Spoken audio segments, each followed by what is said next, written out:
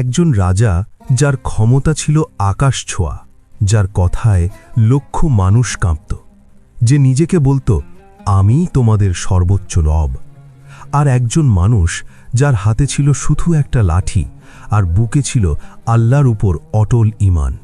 এটা সেই দুজনের গল্প।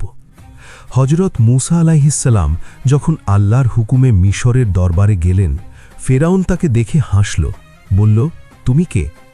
আমার সামনে দাঁড়িয়ে আছো কিসের জোরে?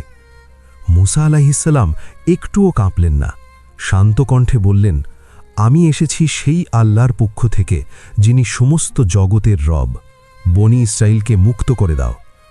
ফেরাউনের চোখ লাল হয়ে গেল রাগে। সে চিৎকার করল, আমি তোমাদের সবচেয়ে বড় রব।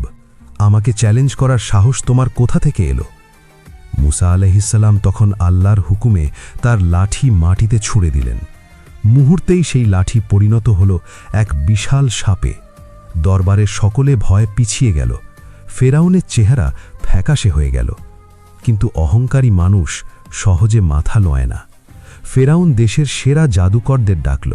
বিশাল প্রতিযোগিতার আয়োজন হল। জাদুকররা তাদের রশি আর লাঠি ছুঁড়ে দিল। সেগুলো সাপ হয়ে মাটিতে ছড়িয়ে পড়ল। কিন্তু মুসা আলাইহিসসালামের লাঠির সাপ একে একে সব গিলে ফেলল। জাদুকররা বুঝে গেল, এটা জাদু নয়, এটা আল্লাহর কুদরত। তারা সাথে সাথে সিজদায় পড়ে গেল, বলল, আমরা ঈমান আনলাম মুসার রবের উপর।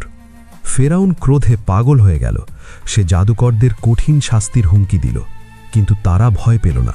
বলল, তুমি শুধু এই দুনিয়ার শাস্তি দিতে পারো, আর আমাদের রব আখিরাতের মালিক।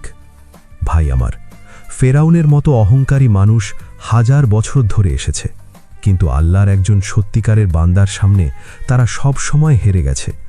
কারণ যার পাশে আল্লাহ আছেন, তার বিরুদ্ধে পুরো দুনিয়া একসাথে লড়লেও কোনো লাভ নেই। ইন্নাল্লাহা মা'আস সাবিরিন। নিশ্চয়ই আল্লাহ ধৈর্যশীলদের সাথে আছেন। আমিন।